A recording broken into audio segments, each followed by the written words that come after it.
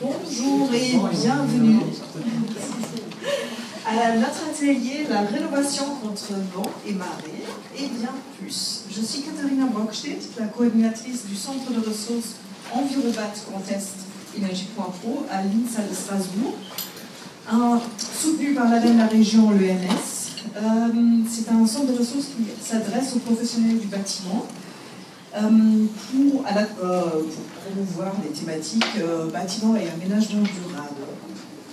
Et dans ces sujets-là, il y a la rénovation, tellement important pour la transition, pour le combat contre le dérèglement climatique et les risques climatiques. Et on s'est rendu compte qu'on peut faire des grands efforts comme on veut de rénovation, et si derrière une inondation passe, tous ces efforts sont cassés. Du coup, notre grand sujet aujourd'hui, c'est comment on met ça ensemble. Et on a 3 intervenants extrêmement intéressants, et je suis bien contente que vous soyez aussi nombreux, qui vont en parler. Alors, on va commencer avec Kai Hunebarda, qui vient du Chambre de métiers de Hambourg. Après, il y a Vincent Ménard, ingénieur, et Chloé Lessot, pour l'agence du climat à l'Eurométropole. Derrière, mais ça je vais vous expliquer plus tard, il y a des groupes de travail, on va réfléchir qu'est-ce qui existe là-dessus. Je vous expliquerai ça après. Merci beaucoup pour cette invitation, Katharina. Merci beaucoup de m'offrir la possibilité de participer à cet atelier aujourd'hui. Je m'appelle Kai Hunebarda et depuis 15 ans, je suis directeur du Centre pour la technologie de l'énergie, de l'eau et de l'environnement, organisé par la Chambre des métiers à Hambourg. Il y a environ 15 000 entreprises qui sont regroupées sous la houlette de la Chambre des métiers et nous travaillons pour l'atténuation du changement climatique et l'adaptation au changement climatique. Hier, quand je suis rentrée dans ma chambre d'hôtel, c'était un bon exemple. La fenêtre était ouverte et la clim était réglée sur 16 degrés. Donc, il y avait un contre-courant entre l'air chaud qui rentrait et la clim qui essayait de chasser cette air chaude. Ça nous faut un changement de mentalité. Nous devons éviter de telles situations. La protection contre la chaleur et une fenêtre ouverte ne vont pas de pair. Mais il y avait également des exemples positifs. Je me suis promenée autour de la cathédrale de Strasbourg et j'ai vu qu'il y avait des fontaines publiques où on pouvait se désaltérer. Ça, c'est un très bon exemple pour l'adaptation au changement climatique. Il en va de même pour le cours de l'île. On profite de l'eau pour rafraîchir la ville. Au Brésil, les Brésiliens dansent dans la rue parce qu'ils ne peuvent pas supporter l'intérieur de leur appartement et de leur maison. Il fait trop chaud. Alors, un deuxième exemple tout à fait positif ici à Strasbourg. Dans les prochaines 20 minutes, j'aimerais vous expliquer le rôle des conseillers énergétiques et des artisans pour l'atténuation et l'adaptation au changement climatique. Hier, on a parlé des projets d'aménagement territorial, etc. Aujourd'hui, nous allons nous focaliser sur le bâtiment individuel en tant que deuxième ligne de protection contre le changement climatique. Peut-être encore quelques remarques par rapport à notre centre de construction que nous avons ici à Hambourg. Ensuite, je vais parler de nos expériences des programmes pour l'adaptation au changement climatique, également donner quelques exemples, et je vais évoquer le contenu de nos formations. Nous avons créé notre centre en 2008 en tant que coopération entre la Chambre des métiers Hambourg, la Banque des investissements IFB et l'Agence pour l'environnement de la ville de Hambourg. Entre-temps, nous avons 10 employés dans ce centre qui s'occupent des 1,8 million d'habitants de la ville de Hambourg. On organise environ 40 événements par année consacrés à l'atténuation du changement climatique et aussi à l'adaptation du changement climatique. On travaille un peu comme une agence pour l'énergie classique avec nos conseils. un de nos outils les plus importants, c'est notre exposition qui est rattachée au local pour conseil, où nous avons plusieurs modèles de chauffage, des exemples de fenêtres, de la ventilation.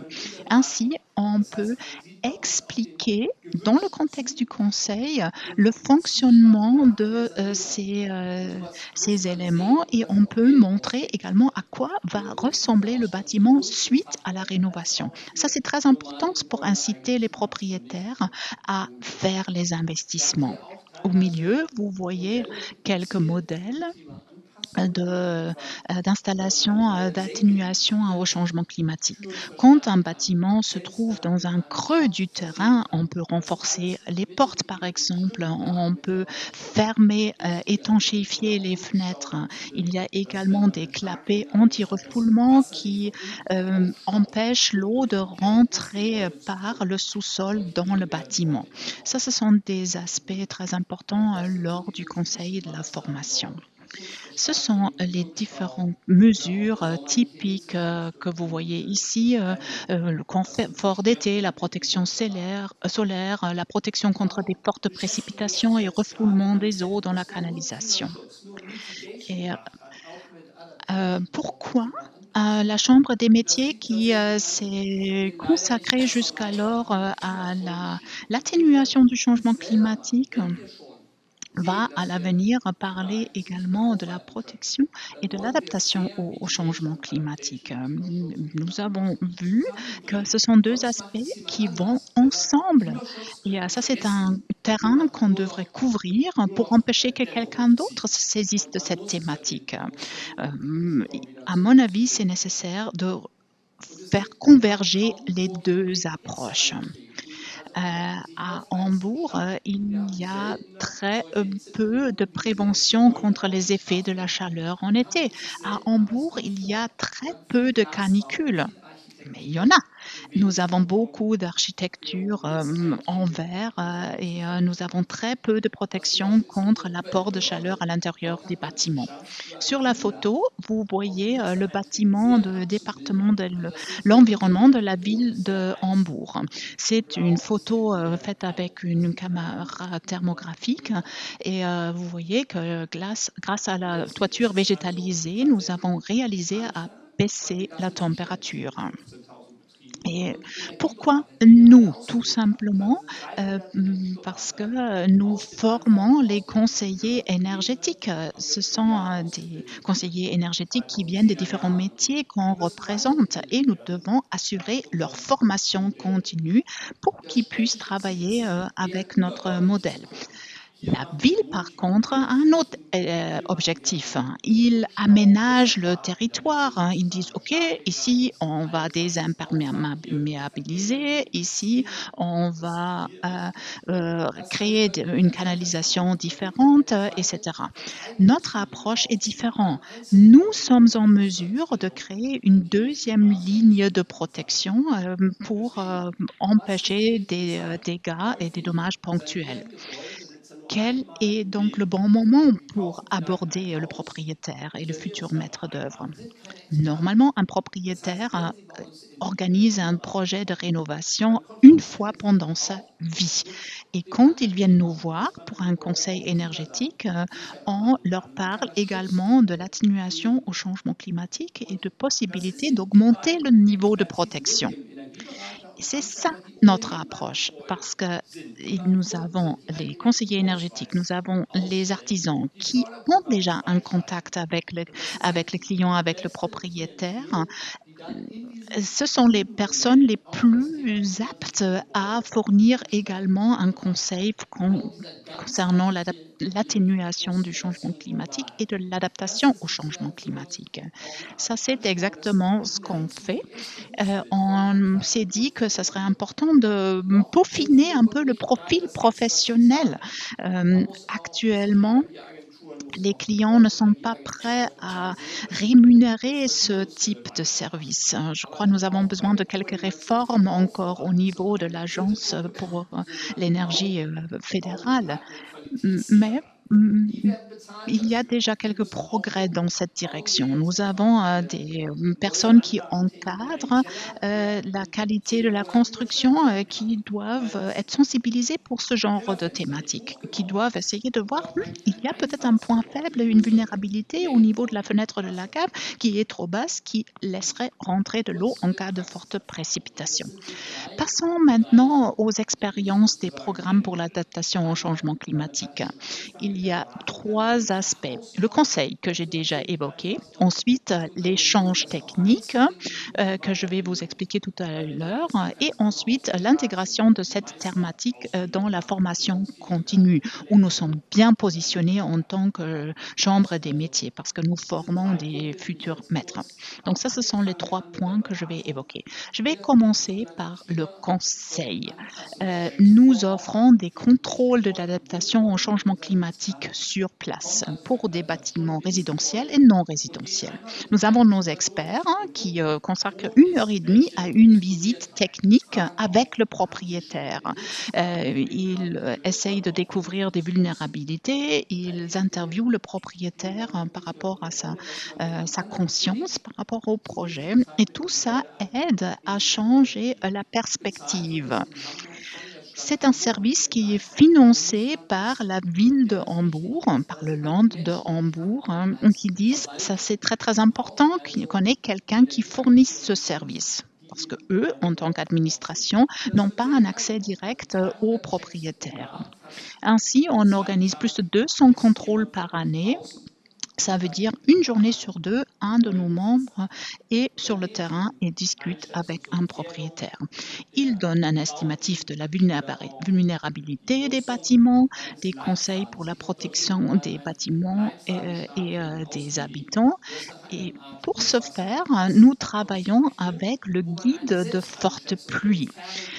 Ce guide permet de faire une auto-évaluation. Nous ne donnons pas d'évaluation officielle parce que nous n'avons pas d'assurance tout risque. Nous faisons attention, nous donnons quelques conseils pour l'auto-évaluation, mais nous ne fournissons pas une évaluation formelle. Ici, vous voyez les différentes thématiques que nous couvrons, la protection des caves et des sous-sols, également la fixation des tuiles en guise de protection contre des tempêtes. Ça, c'est un phénomène récurrent à Hambourg. Il y a des fortes bourrasques avec une force de vent de 7 ou 8 et si les tuiles ne sont pas fixées, les tuiles peuvent tomber et mettre en danger des passants ou créer des fuites. En Suisse, il y a des cartes pour des coulées de boue. Chez nous, à Hambourg, vu la météo, nous avons besoin d'informations sur des fortes pluies. Je vais vous expliquer un peu plus tard comment ça fonctionne. Et maintenant, les retours d'expérience. J'ai essayé de faire une petite liste des expériences que nous avons faites au cours des dernières années. Premièrement, c'est la coopération avec les départements et les villes et les communes. Nous avons besoin d'une ressource financière stable et pour ce faire, nous devons coopérer avec les communes et avec les départements compétents. Ensuite, c'est important d'utiliser des cartes. Il faut également faire de la publicité et par exemple coopérer avec les associations des propriétaires pour informer sur notre service. Un article dans l'organe de communication de l'association des propriétaires nous rapporte 30 commandes pour des conseils. C'est très important de travailler en réseau et chercher la coopération. C'est très important d'assurer une participation des citoyens, de créer des alliances, etc. La mise en réseau est très importante parce qu'ainsi on peut apporter la preuve de l'efficacité des différentes mesures. Et quand les clients viennent chez nous, dans nos locaux, pour s'informer sur un nouveau système de chauffage ou s'ils veulent avoir un certificat énergétique, on leur pose également la question sur le bâtiment. On demande, est-ce que vous voulez placer le nouveau système de chauffage à la cave? Est-ce que la cave est apte? Et on voit vite que la plupart des bâtiments montrent des vulnérabilités, que les sous-sols ne sont pas assez bien étanchéifiés, etc. Alors, le deuxième complexe, c'est l'échange qui est réalisé dans le groupe d'experts qui est composé de représentants de différents métiers. On organise environ 3 ateliers par an et chaque entreprise qui participe à cet échange peut s'inscrire sur la liste des experts. Et cette liste des experts est mise à disposition des conseillers. Et ainsi, nous avons une incitation de participer à nos formations parce qu'on peut trouver des clients par la suite. Tout ça est financé par le département de l'environnement et l'adaptation au changement climatique qui s'appelle BUKEA chez nous. L'objectif est le suivant. Les entreprises contribuent au développement des compétences concernant l'adaptation au changement climatique et nous aident à sensibiliser un maximum de personnes. Voici une liste des entreprises qui ont participé à nos ateliers. Ils ne viennent pas à chaque fois, mais il y a normalement entre 30 et 35 entreprises, beaucoup de chauffagistes qui installent des pompes à chaleur, mais aussi un certain nombre de couvreurs qui assurent l'étanchéité des toitures et leur résistance aux tempêtes. On organise également des événements sous format de webinaire, mais on invite les gens chez nous pour organiser un espace de rencontre, créer un club. Et nous avons constaté que les différents métiers aiment s'échanger et ils aiment bien s'échanger, ils aiment bien voir les expériences des autres. Ça, c'est très positif pour nous. Voici les thématiques concours. Nous avons toujours une petite présentation en guise d'inspiration. Ça les intéresse. Quand quelqu'un se déplace en soirée, on veut avoir des informations et ils ont également besoin d'informations pratiques. Un événement qui couvre seulement les aspects des subventions, ça n'attire personne. Chez nous, on parle des problèmes techniques aussi avec le langage parlé sur place. Et ça, c'est très intéressant et ça fait que le taux d'assiduité est relativement élevé. Là, vous voyez également les expériences apportées par plus de 20 groupes techniques. Plus de 20 groupes techniques ont été organisés selon le format que je viens de décrire.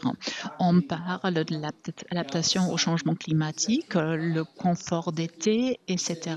Il y a une ambiance conviviale avec une restauration végétalienne de qualité et ainsi on arrive à favoriser le réseautage. Et le dernier point, c'est la formation continue. À Hambourg, nous avons un avantage. Pour la ville, l'administration a développé une nouvelle carte des risques de fortes pluies. Il y a quelque chose de similaire à Cologne, comme on a vu dans l'atelier précédent. Et on a donc regroupé différentes informations pour créer cette carte. Ça, c'est la base de notre formation.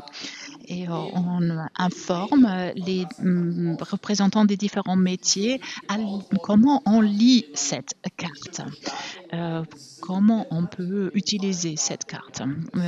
Ici, vous voyez un exemple d'un événement de forte précipitation de niveau 7. Les niveaux vont de 1 à 12. Suite à l'événement à Valence en Espagne, nous avons vu que les eaux de pluie peuvent s'écouler très très vite et peuvent emporter des maisons, des bâtiments, etc. Il y a d'autres types de pluie, il faut savoir quoi faire et comment protéger les maisons. Je ne vais pas trop rentrer dans le détail, quels sont les facteurs qui ont joué un rôle pour la composition de cette carte, mais on tient compte de l'analyse topographique du réseau des eaux pluviales, l'écoulement des eaux et aussi l'artificialisation des sols. Voici, vous voyez la représentation d'un tel événement.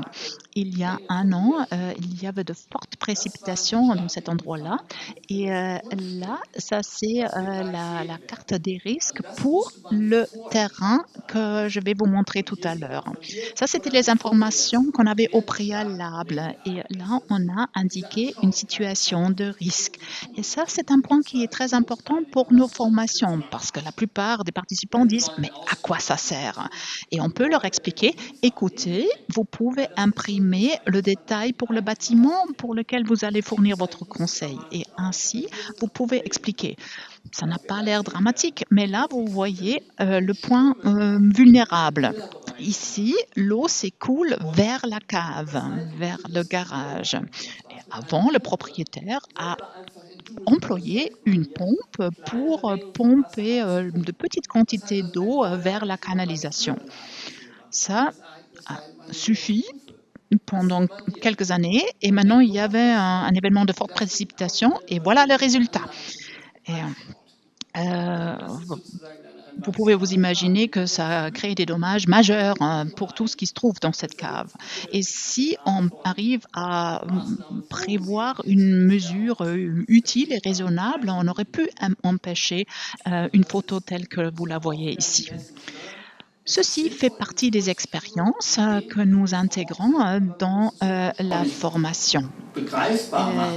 Ce sont des informations pratiques qui aident à sensibiliser, à créer une certaine conscience pour la problématique. Le participant va comprendre à quoi servent les cartes, mais il doit également comprendre qu'il s'agit de pronostics. Ce n'est pas une réalité. Peut-être la ville a organisé des mesures protectrices pour empêcher de telles conséquences. Un point important, c'est qu'il faudrait intégrer l'atténuation du changement climatique et l'adaptation au changement climatique, sans les opposer les uns aux autres. Un autre point qui est important, c'est le choix d'une pompe à chaleur lors du renouvellement du système de chauffage. Ça, c'est une mesure de l'atténuation du changement climatique, mais il faut également faire attention que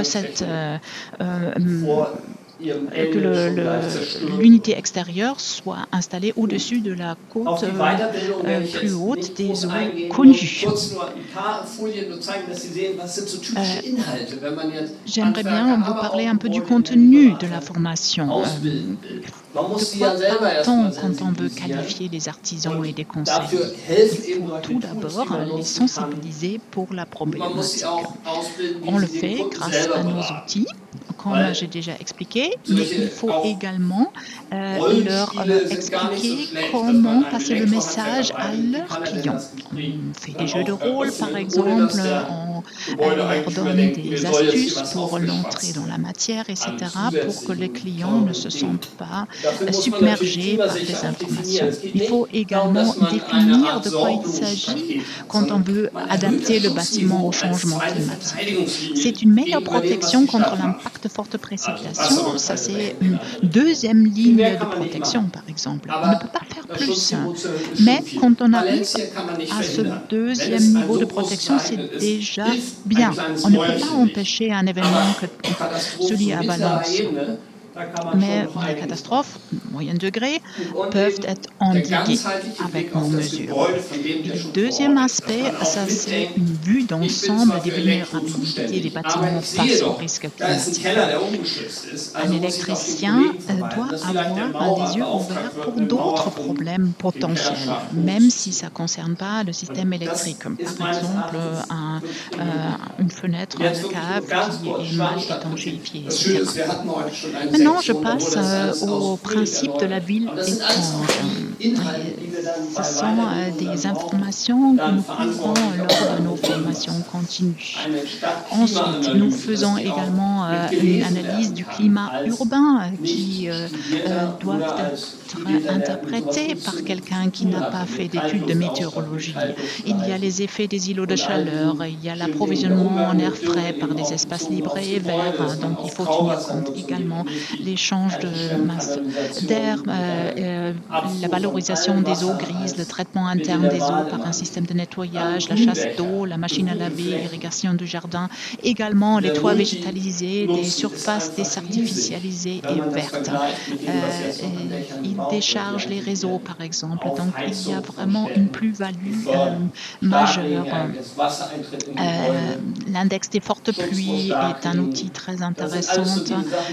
L'entrée d'eau dans le bâtiment doit être maîtrisée, la protection contre les fortes pluies. Tout ça, ce sont les mots-clés, mais nous fournissons également des exemples pour former les artisans dans des domaines qu'ils connaissent mal. J'ai déjà évoqué la carte des vulnérabilités en cas de forte pluie, la protection contre des tempêtes, ce qui est une thématique très importante pour nous à Hambourg. J'arrive à mon résumé. Les mesures de prévention sont moins chères que la réparation des dommages. Quand on est propriétaire, il faut prendre des mesures préventives. C'est obligatoire.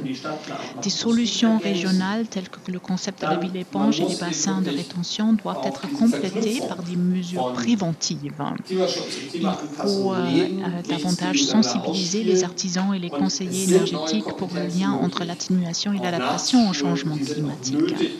Nous avons besoin de nouvelles compétences. Il faut former et reformer dans ces compétences et il faut profiter de la présence de différents métiers dans le processus de rénovation. À moyen terme, on voit également une chance de profiter de toute la compétence du savoir-faire concernant le bâtiment.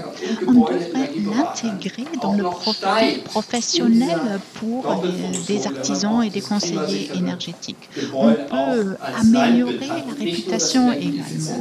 Ça, c'est très, très important. Il ne faut pas seulement regarder l'efficacité énergétique, mais également des possibilités d'adaptation au changement climatique, pas seulement en Allemagne, mais également en France et dans l'Union européenne. Merci pour votre attention.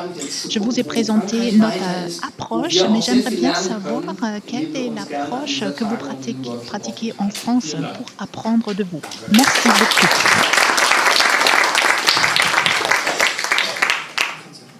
Merci beaucoup, Kai.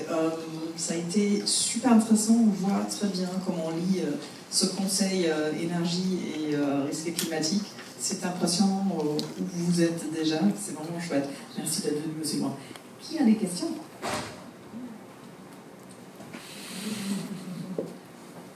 Moi, j'en ai un, clairement.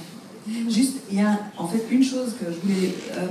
les conseillers énergétiques en Allemagne sont en partie artisans. Il y a combien de pourcents? Oui. C'est peut-être une spécificité en Allemagne ou à Hambourg. Les artisans sont autorisés d'établir des certificats énergétiques en suivant une formation de 250 ans. Et il y a beaucoup d'artisans qui ont suivi cette formation. Ce ne sont pas juste des architectes et des ingénieurs qui établissent ces certificats, mais également un artisan ou deux artisans ensemble. Prenons un ramoneur qui est conseiller énergétique. Ensuite, le chauffagiste installe le système de chauffage et le ramoneur conseille et organise des subventions. Ce sont des duos dynamiques qui ont un rôle différent d'autres pays.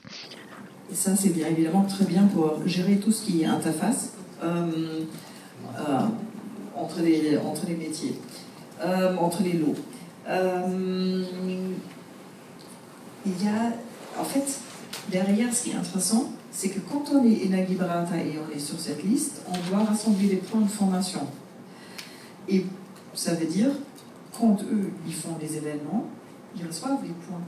C'est aussi une manière de chercher les gens. Mais Kai a aussi dit avant, ils font club, ils font sympa, ils font voilà, la bonne bouffe. C'est des très bons leviers de les faire venir, parce que moi j'étais là, oh, comment t'arrives à avoir 20 à 30 artisans, c'est rare ça.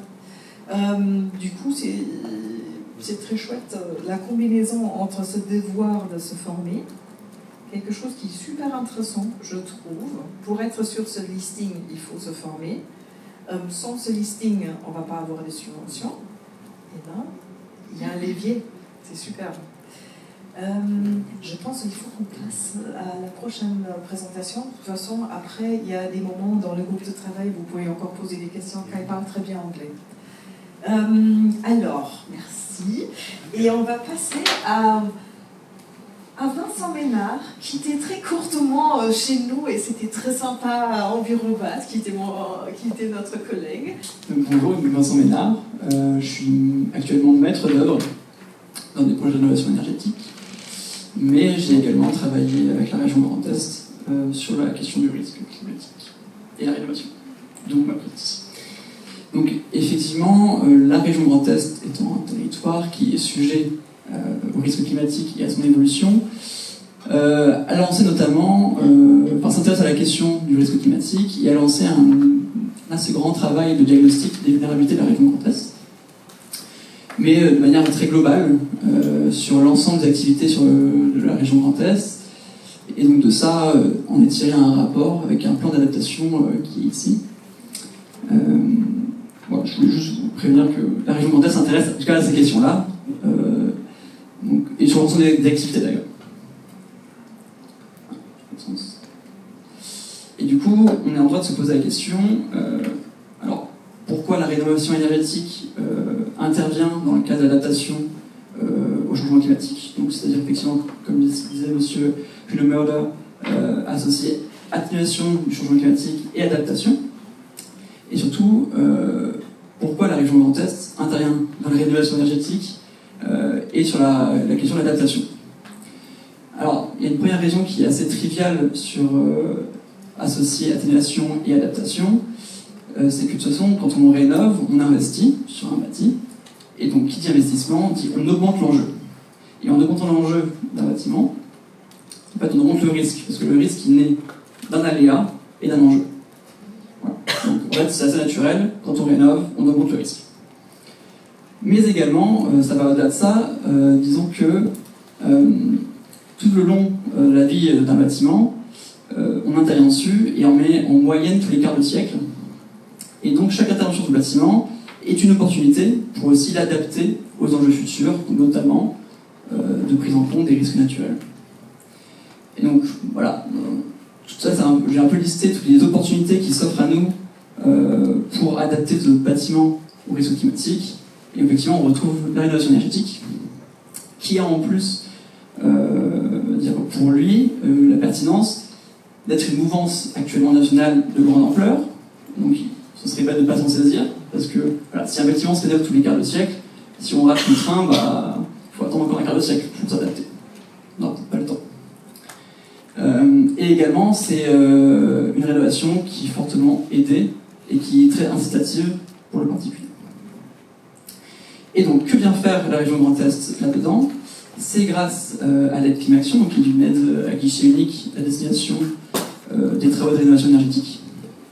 Et effectivement, cette aide, elle a mis en place, pour s'assurer que le bâtiment aussi s'adapte au changement climatique, un ensemble de critères, notamment sur le confort d'été et la climatisation, pour adapter donc, le nouvel habitat aux enjeux de demain de chaleur, et également, pour l'instant, au stade de sensibilisation, mais peut-être évoluera avec des critères plus solides, pour la sensibilisation face aux enjeux donc, des risques naturels.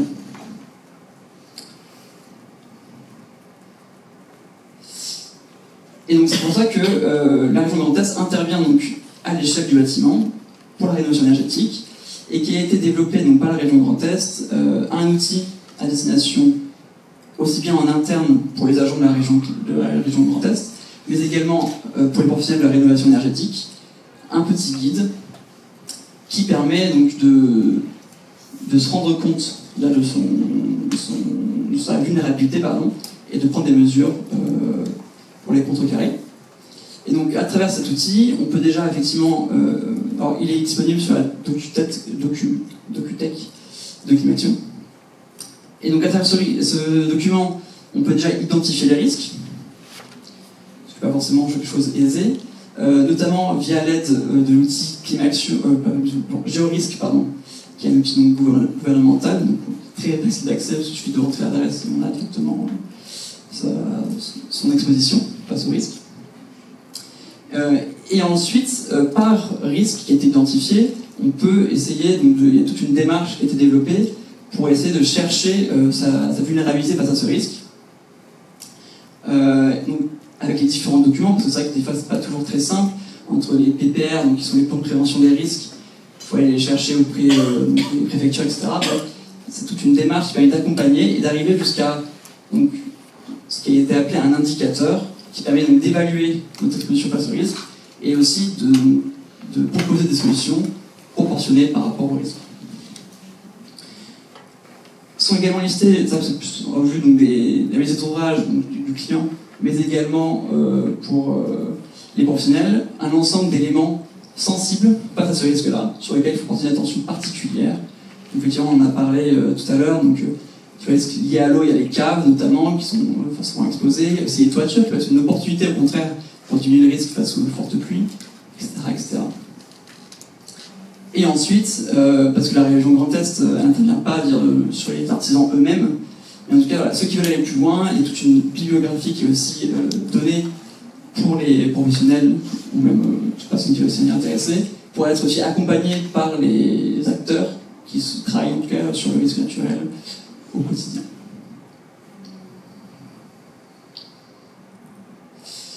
Donc voilà, je voulais présenter comment la région Grand Est s'intéresse donc, à cette question du risque naturel, exposition au risque, parce qu'elle intervient donc au niveau territorial, donc à la grande échelle, mais aussi elle essaie d'être plutôt incitative pour le coup sur une échelle beaucoup plus petite à l'intervention du bâtiment, grâce à l'aide de la subvention Climaction. Donc.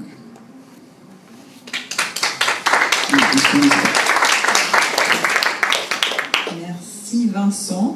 Je pensais que c'était très clair. En fait, les conseillers de la région, dans les maisons de la région, quand ils reçoivent des personnes pour les aides, des collectivités pour les aides, ils regardent, c'est ce que Vincent a dit, les risques, et après ils suivent le guide pour ensuite avertir sur ce qui pourrait les arriver et les guider et pas faire des non-sens vis-à-vis des risques climatiques. Est-ce que quelqu'un a des questions? Du coup, Arnaud Mesmer, je travaille à la Chambre de métiers d'Alsace. Et j'avais une question concernant du coup, les artisans, donc ils pourraient avoir accès directement à ce guide. Et il y a un guide plus poussé aussi du coup, qui existe, ou c'est vraiment ce qu'on retrouve sur la DocuTech de la Loi. Effectivement, question assez pertinente. Alors, non, sur Climaction, donc la région Grand Est, ne propose que ce document-là. Effectivement, pour ceux qui veulent aller plus loin, donc sur des solutions concrètes, c'est là que la bibliographie intervient. C'est qu'il y a tous les acteurs, donc la QC, vous devez connaître, ou d'autres même spécialisés dans le risque, le CEPRI, le SDEA même localement, où là, effectivement, l'artisan va plutôt aller vers ces acteurs-là, qui, eux, sont techniquement plus poussés. Et la très bonne nouvelle, on avait déjà on a Chloé qui a fait un grand chemin, qui va venir là parler, qui a fait un grand chemin dans cette direction, mais on a été retenu sur un projet européen. On est 40 acteurs dans le Grand Est qui ont demandé de l'argent pour adaptation aux risques climatiques. On a été retenu, on le sait depuis lundi, du coup on va travailler à fond là-dessus, et la partie Envirobat est par geste de la rénovation de la construction. Je pose un volet roulant, je suis en zone d'inondation. Qu'est-ce que ça veut dire? On va faire une sorte de checklist de ça. Ça va être super intéressant, super pratique. On va essayer de l'intégrer dans les formations, développer des formations exprès, mais aussi voir pour les conseils énergétiques, pour ce qui est actuellement à la CMA, des choses comme ça. Là, par contre, dans la Yacine et moi, on l'a déjà intégré dans mais moins pratique que ça va être. Mais les risques climatiques, on a déjà mis dans la formation de la CMA pour la rénovation. Je propose qu'on passe à Chloé. Qui? Alors, l'histoire, c'est qu'en fait, d'abord, il y a Vincent qui a travaillé sur ces sujets. Il a fait son listing, sa checklist pour les conseillers. Et après, il a intégré, quand il a travaillé pendant 4 mois dans notre outil OMEJ, outil méthodologique Environment Contest, toutes les données risques climatiques. Et Chloé Le Sceau, dans son projet de fin d'études, a pris tout ça et elle en a fait pour l'Agence du climat un énorme travail. Et ça, tu vas expliquer? Du coup, Chloé Le Sceau, je suis ingénieure du coup de l'INSA Strasbourg depuis mars dernier, suite à ce projet de fin d'études que je vais vous présenter. Donc c'est un projet que j'ai mené de novembre à mars dernier à l'Agence du climat. L'objectif, c'était du coup de répondre à un besoin de l'agence qui était de développer le conseil en rénovation énergétique qu'il proposait sur les sujets d'adaptation au changement climatique. L'Agence du climat, du coup, c'est une association qui travaille sur tout le territoire de l'Eurométropole, sur des sujets de mobilité durable, de développement d'énergie renouvelable et notamment de rénovation énergétique, tant dans la sensibilisation que l'accompagnement, notamment parce qu'elle assure le conseil France Rénov'. Et du coup, c'est une association qui est composée de 103 membres, qu'ils soient des communes, des acteurs institutionnels, des sociétés civiles ou économiques. Donc moi, je me suis notamment intéressée au conseil en rénovation énergétique et à comment développer ces sujets d'adaptation au changement climatique dans le conseil qui a été proposé aux ménages qui viennent voir l'Agence du climat. Sachant qu'avant mon arrivée, il y avait uniquement les sujets de confort d'été qui étaient brièvement abordés sur les choix des matériaux. Donc il y a 2 conseils qui sont proposés. Un premier conseil qui se fait à l'Agence du climat ou en distanciel et qui va être des conseils sur la globalité des travaux de rénovation envisagés par le ménage et qui dure à peu près 1 heure. Et suite à ce rendez-vous, il peut y avoir un deuxième type de rendez-vous qui dure lui plutôt 2 à 3 heures et qui va se faire au domicile de la personne, qui a le droit d'avoir un rendez-vous plus détaillé avec des mesures prises dans le logement et une analyse du coût thermique aussi de la maison et des gains possibles suite à la rénovation énergétique. Donc la question c'était dans ces rendez-vous comment intégrer les enjeux d'adaptation au changement climatique, mais question 1, lesquels?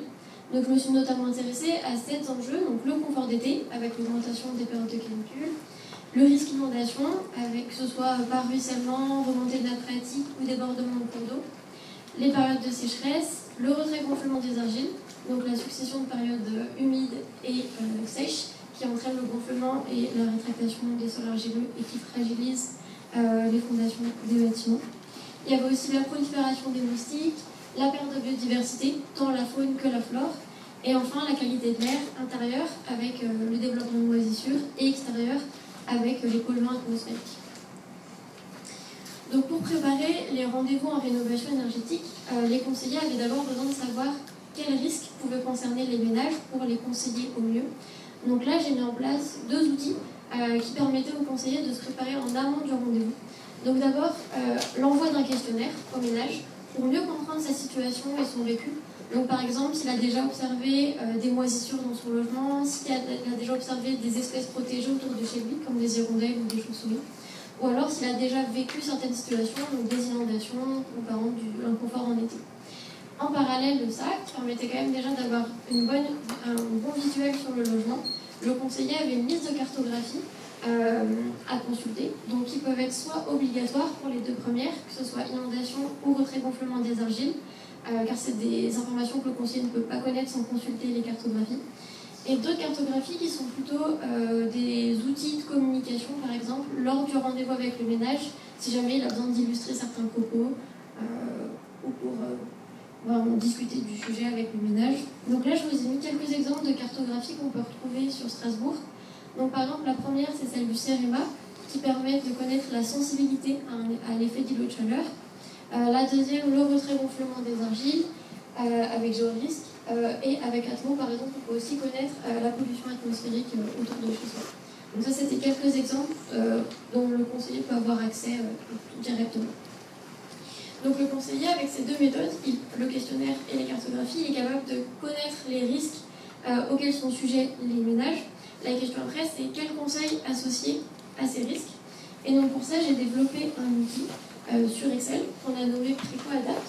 Et donc cet outil, le conseiller l'utilise en rentrant des informations sur le logement de la personne, sur les risques qu'il a du coup qu'il a découvert auparavant avec les deux méthodes et les travaux envisagés par la personne. Donc là, la personne peut sélectionner donc, par exemple une maison, si la personne a une cave, un bâtiment ancien. Il peut ensuite sélectionner les enjeux qui concernent le ménage avec les deux méthodes vues précédemment. On peut ensuite plus précisément définir des objectifs. Donc là, par exemple, si la personne n'a pas de jardin, on peut enlever la surchauffe des abords de la maison. Donc comme ça, on peut réduire le nombre de possibilités ou être plus précis dans les solutions dont on a besoin. Et enfin, les travaux envisagés par la personne, toujours dans l'objectif de ne pas surcharger le ménage avec des nouveaux travaux, mais de s'associer à ce qu'il a déjà prévu. Et donc là, s'affiche une liste de préconisations avec à gauche des petites pastilles sur les enjeux auxquels l'action a un impact positif et à droite des potentiels impacts contre-productifs. Et donc il y a la liste de préconisations triée par lot de travaux avec une fiche CV qui renseigne plein d'informations sur ce travaux. Donc comment la mettre en place, les actions associées, des potentiels freins, l'éco-bénéfice, parfois des fourchettes de prix, des informations chiffrées sur l'impact que peut avoir la solution et toujours les sources si le conseiller a besoin d'aller plus loin dans les informations. Et donc on peut toujours modifier sa sélection, revenir en arrière pour pouvoir extraire un PDF de ces informations. Donc le PDF, ça peut être soit utile comme trace écrite pour le conseiller, pour ne pas avoir à remettre en place la modélisation. Ça peut être une checklist que le conseiller utilise lors du rendez-vous pour s'assurer qu'il a transmis toutes les informations. Ou alors ça peut être un compte-rendu qui est transmis au ménage pour que lui aussi ait une trace écrite des préconisations qui lui ont été données. Et donc le PDF, il se présente un peu de la même manière que l'outil, avec à gauche les pastilles avec l'impact positif, les impacts négatifs, et organisé par phase de travaux, comme dans l'outil. L'objectif de cet outil, c'est qu'il soit vraiment interactif et en amélioration continue. Donc on peut toujours ajouter des nouvelles solutions, si jamais il y a des nouveaux documents qui apparaissent, ou si le conseiller certaines solutions ont été oubliées. Ou alors on peut modifier celles existantes, s'il y a des mises à jour à faire, des informations que le conseiller veut s'ajouter, des annotations. Donc pour ça, il y a un petit moteur de recherche avec des mots-clés pour retrouver les solutions et pouvoir les modifier facilement.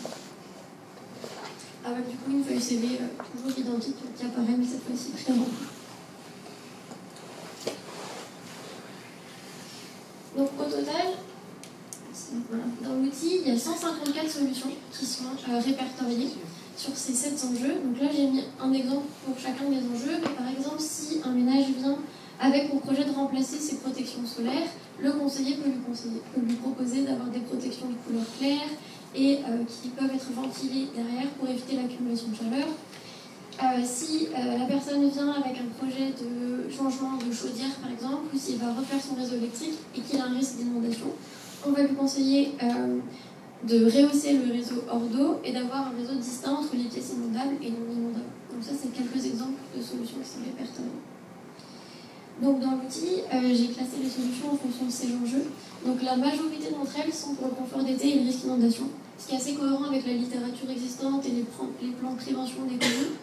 Mais ce qui était assez intéressant, c'était aussi de voir les actions contre-productives qui sont listées. Donc par exemple, si on prend le retrait gonflement des argiles, c'est pas la solution pour laquelle il y a le plus de préconisations. L'enjeu par exemple sur lequel il y a le plus de préconisations. Mais par contre, c'est celui où il y a le plus d'actions contre-productives. Et ça montre tout l'intérêt lorsqu'on a fait un travaux de prendre en compte la globalité de son impact sur la maison. Par exemple, si on végétalise son jardin, ça a un impact positif sur le confort d'été, sur l'inondation et sur la biodiversité. Mais pour autant, ça peut avoir un impact négatif sur le retrait gonflement des argiles. Donc ça, c'était vraiment tout l'intérêt de l'outil aussi d'avoir un visuel global sur l'impact des travaux. J'ai aussi répertorié donc, les solutions par difficulté de mise en œuvre. Et la majorité d'entre elles sont des interventions mineures. Ça veut dire pas besoin d'un professionnel, pas besoin de mettre en place des gros travaux. La personne peut la réaliser par lui-même directement. Et ça montre bien toute l'importance de la sensibilisation des ménages par les conseillers sur la facilité de mise en œuvre de ces solutions. Je termine du coup sur mon projet de fin d'études. Donc au total, j'ai réalisé donc 2 outils d'identification des risques, le questionnaire et la liste de cartographie, le répertoire de solutions sur Excel PrécoAdapt. Mais aussi, l'important c'était de comment former les conseillers à l'usage de ces outils. Donc pour ça, ça a été la rédaction de guides méthodologiques et modes d'emploi que les conseillers ont à leur disposition. Mais surtout des temps et des supports de formation, parce que c'est un outil qui a été co-construit avec les conseillers pendant les 2 derniers mois de mon stage. Donc je leur ai proposé un outil, ils m'ont fait des retours après l'avoir utilisé en conseil. Et du coup, ça a vraiment été adapté pour répondre à leurs besoins. Et donc il y a eu vraiment des temps de formation à la fois théorique sur toutes ces solutions, pour qu'ils aient vraiment la connaissance et qu'ils puissent transmettre ces solutions, et pratique, en les accompagnant à l'usage de ces outils en rendez-vous. Voilà, je vous remercie beaucoup.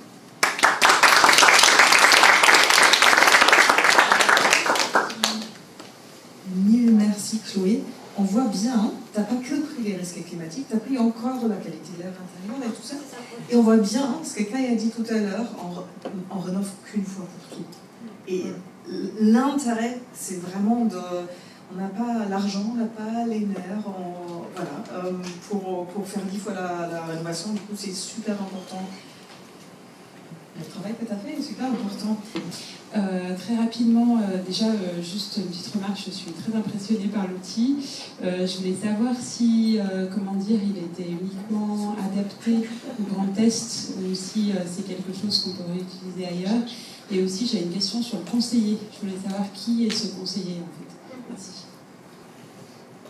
Alors pour l'instant, toutes les solutions sont pour la terre entière, on va dire. Il y a une seule chose que je n'ai pas prise en compte, c'est les inondations par submersion. Donc ça, il n'y a pas de solution si on est en littoral, par exemple. Mais sinon, c'est vraiment global, pas forcément pour en test.